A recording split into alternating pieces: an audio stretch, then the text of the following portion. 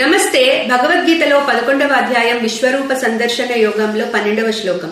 దివి సూర్య సహస్రస్య భవేద్యుగపదుత్థిత యది భాసదృశీ సా స్యాద్ భాసస్తస్య మహాత్మనః. ఈ శ్లోకంలో సంజయుడు అర్జునుడు చూస్తున్న ఆ శ్రీకృష్ణుడి ఈశ్వర సంబంధమైన విశ్వరూపం యొక్క వెలుగు డిస్క్రైబ్ చేస్తున్నాడు. అర్జునుడు ఏ విధంగా చూస్తున్నాడు. సో ఒకవేళ ఆకాశంలో గనుక దివి సూర్య సహస్రస్య భవేద్యుగపదుత్థిత, ఒకవేళ కనుక ఆకాశంలో ఒకేసారి 1000 మంది సూర్యులు ఉదయించి ప్రకాశిస్తే ఎంతటి వెలుగు వస్తుందో అంతటి వెలుగుని అర్జునుడు ఈ విశ్వరూపం నుంచి చూస్తున్నాడు, విశ్వరూపంలో చూస్తున్నాడు.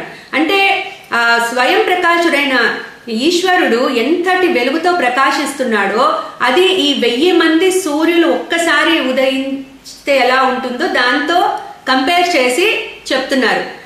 సో అట్లా అర్జునుడు ఆ వెలుగుని చూస్తూ ఆశ్చర్యంగా ఉన్నాడు అని సంజయుడు ధృతరాష్ట్రుడికి చెప్తున్నాడు. క్లీం కృష్ణాయ నమః.